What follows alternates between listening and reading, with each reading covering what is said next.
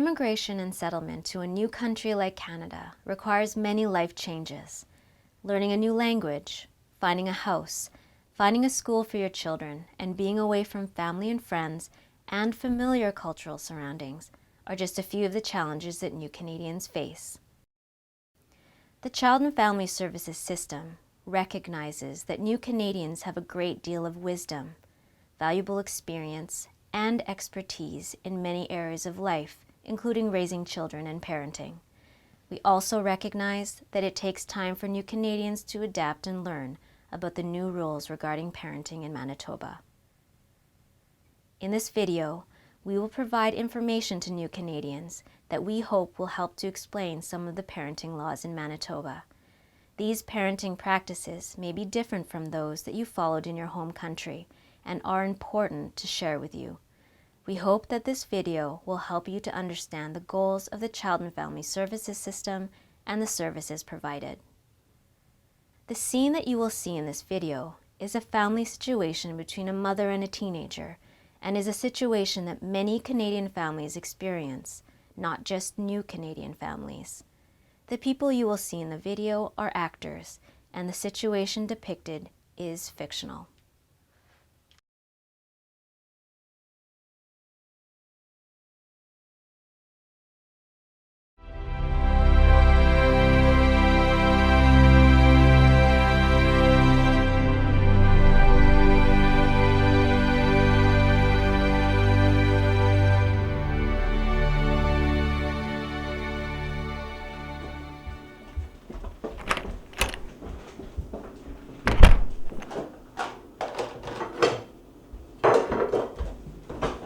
You been? It's 10 p.m. Told you I was going to a friend's house after school. Who's your friend? What is his name? Did I tell you to come home right after school? We're supposed to go to the bank. You don't care if I have any friends? You don't care if I'm at school all day, nobody talks to me? I feel like such a loser, you don't understand. Don't you remember how hard it is to get here and how much we not suffer? This again. Don't you never listen to me. Don't you walk away from me. Canadian woods, an army of lumberjacks shoot the dangerous rapids of the Saint Maurice on their way to start the greatest gold drive in history. Don't you never listen to me. Don't you walk away from me.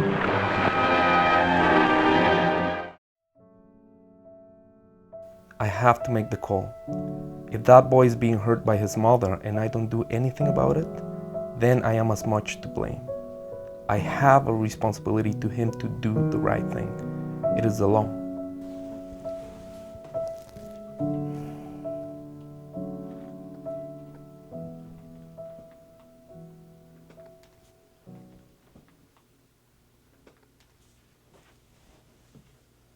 Hello?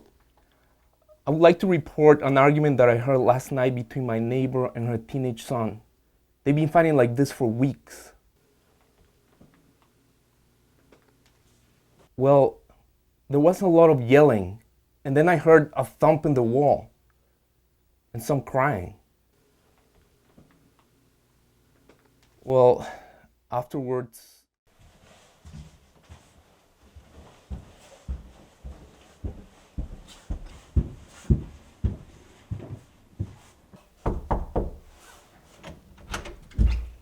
Hello, how can I help you? Mrs. Mohammed? Yes. I'm Lisa Cruz from Child and Family Services. I was wondering if I could come in and have a few minutes of your time. Well, and what is this all about? We received a report about your son and some arguments that have been happening between the two of you. I'd like to talk to you about it more, and hopefully we can find a way to help your family. Really? This is between me and my son. And why this is anything of your business? I need to make sure that your son is okay. I'd like to come in and talk to you about what happened. And who called you? I'm sorry, but I can't provide you with that information. It's confidential. Okay, come in. As a Child and Family Services social worker, I get many questions about what I do and the system I work for.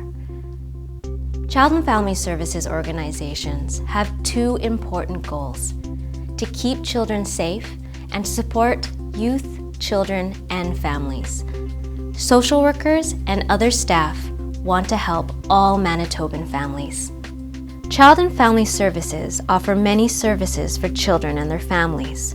Some of these include family support workers who provide families with a break and/or with other things like parenting and budgeting. Emergency support such as food and housing services, counseling and parent education, services for parents under 18 years of age.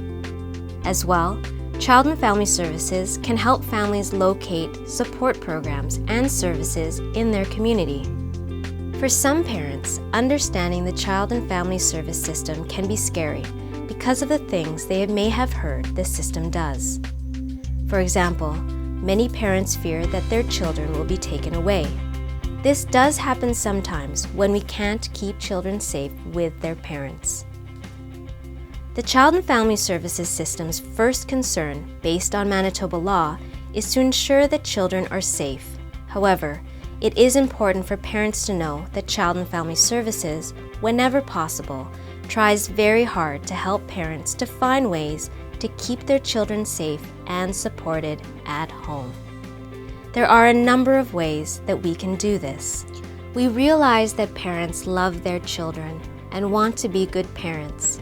And to help with this, Child and Family Services also works with families on developing support plans that will best meet the needs of their children and family. We encourage families to call Child and Family Services if they need support to care for their children.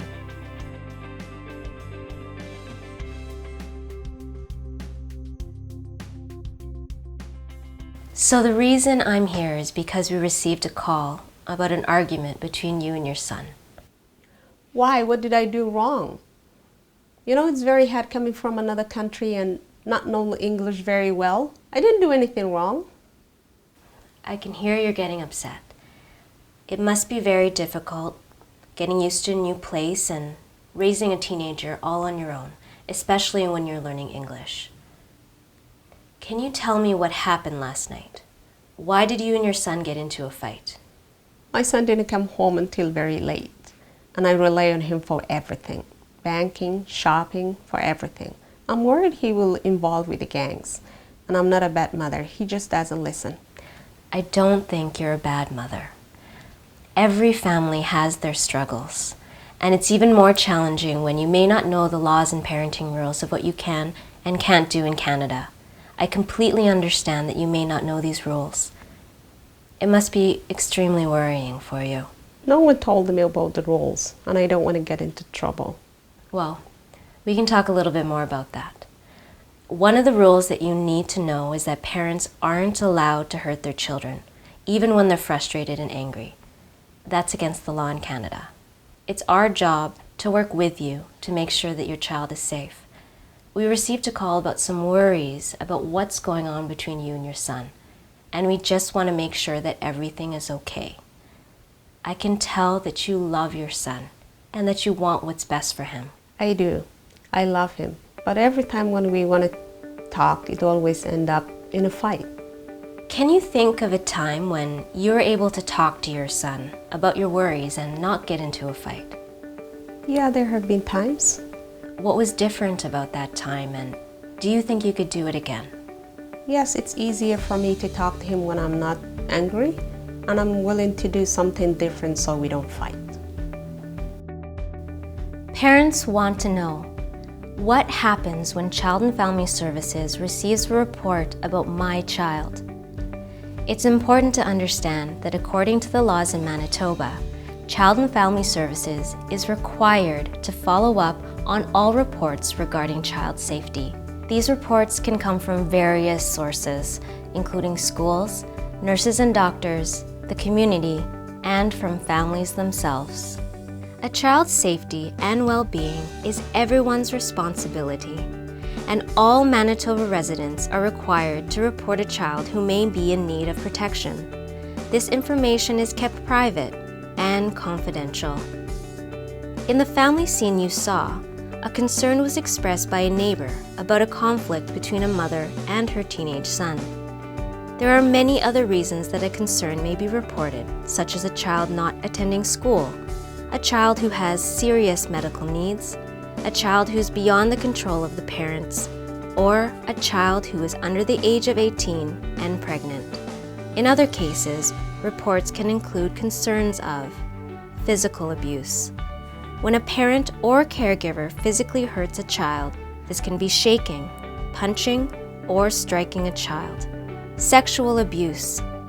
This is any sexual contact that happens between a child and an adult, or a child and a much older child. Neglect.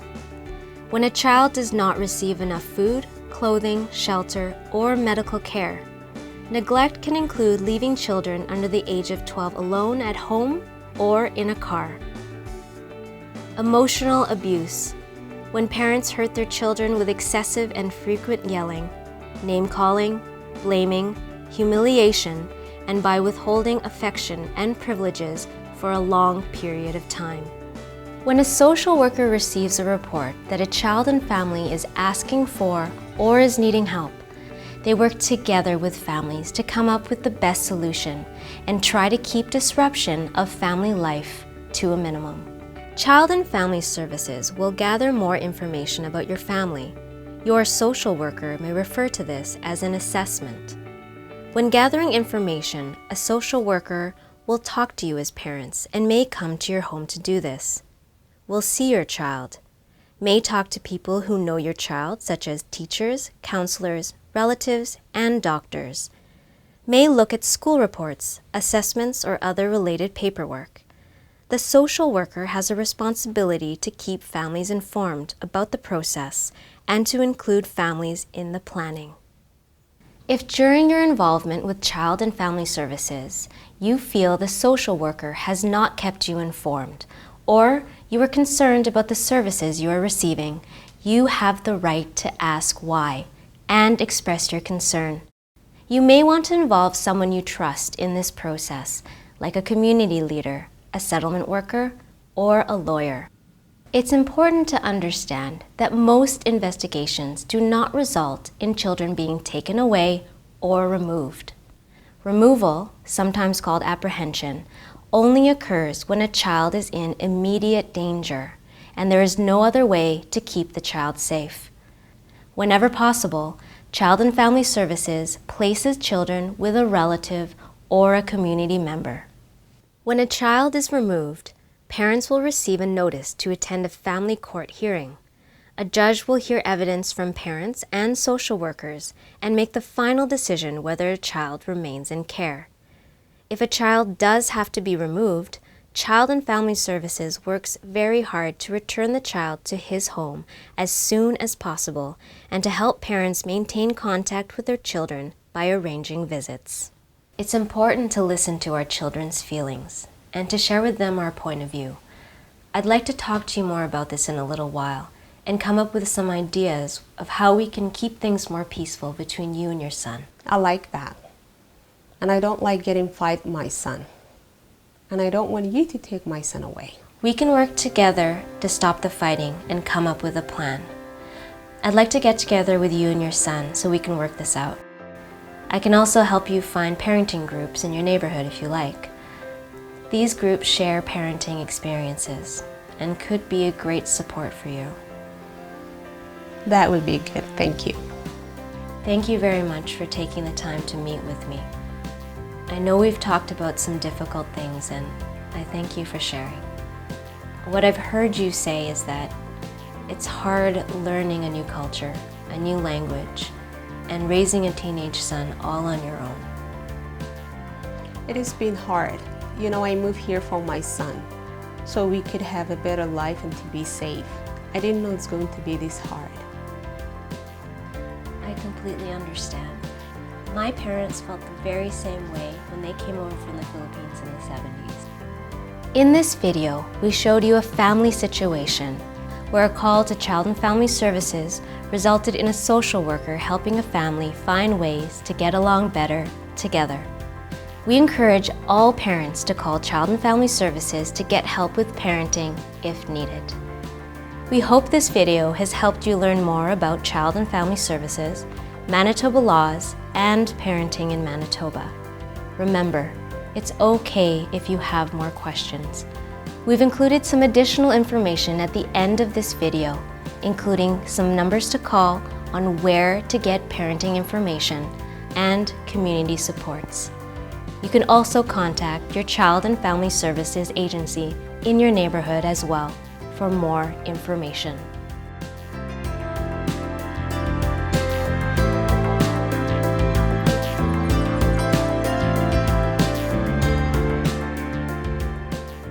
The making of the video was a collaborative effort that would not have happened without the assistance and energy of many dedicated cultural community members, settlement agencies, service providers, and Child and Family Services staff.